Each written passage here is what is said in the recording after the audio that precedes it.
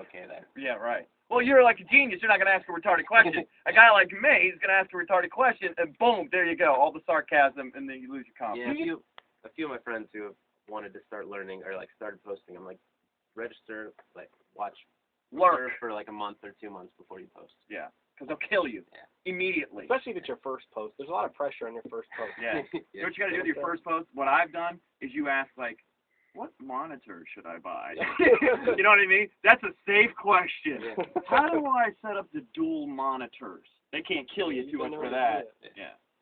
So then you jumped into the cash game after you dominated the sit and go?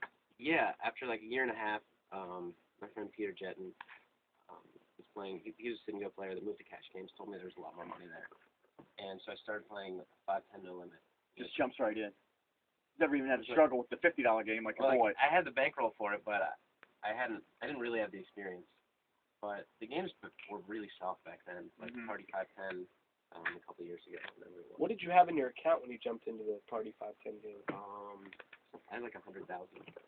Oh, wow. That's strictly from sit and goes. Right. So that's plenty for 5-10. For the average person, how many buy-ins do you recommend that they have? Like 100 buy-ins if you're going to just like multi-table cash games? I think that 50 is fine as long as you are willing to step down if you lose, 20.